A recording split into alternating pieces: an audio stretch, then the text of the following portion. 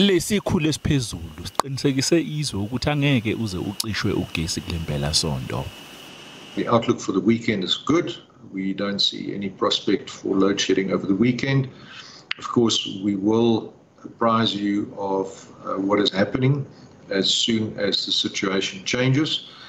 Ruyter uthi angeke kugcine ngempelasonto nje ukuthi ungacishwa ugesi. Nangesonto elizayo abantu bakulelizwe angeke baze bahlale ebumnyameni. The prognosis is good. We have a number of units that are coming back as planned. I attended our system meeting this morning at 5 o'clock, and I can give the assurance that our power station managers are working very hard with their teams in order to bring back those megawatts that are on outage.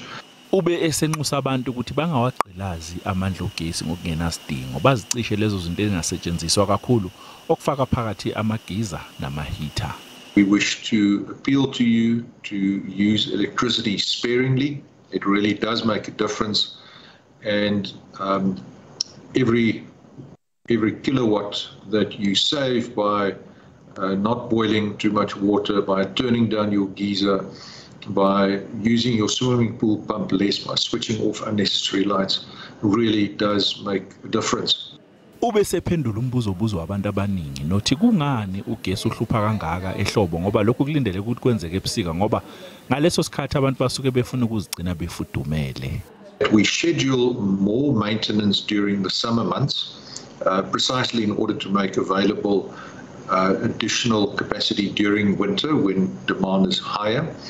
Ziningi izingqinamba eziba khona uma kunohlelo lokucishakonga ugesi njengoba abafundi belungiselela kanzima ukubhala izivivinyo zabo ikakhulukazi abaka matric nosomabhizinisi abaningi bakhala bayazithulisa ngokulahlekelwa inzuzo njengoba kungasebenzeki nje nabantu bakhala kakhulu ngokulinyelelwa impahla yabo esebenza ngogesi kanti nasezikhungweni kahulumeni abantu abasakwazi ukuhlinzekwa ngosizo njengoba ugesi ubuye ucime nje.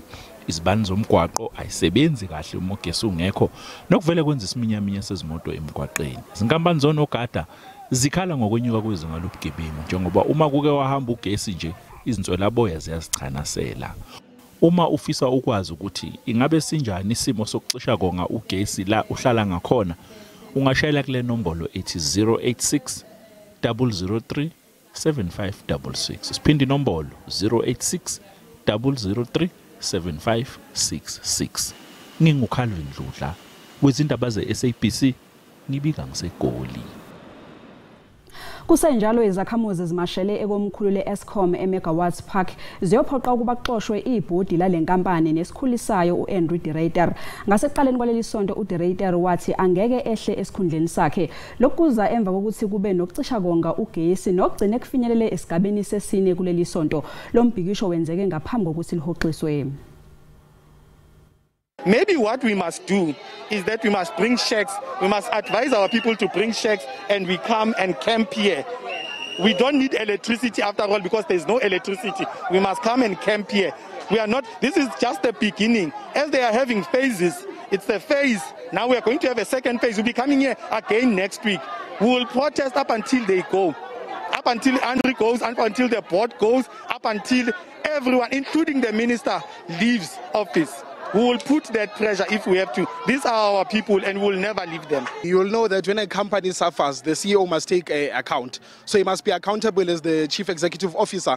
And as the citizens have lost all faith in Mr. Angeke Ruyter. It's not the first time he says he's going to suspend load shedding, but load shedding has been continued. No longer trust him. Yes, he must end load shedding.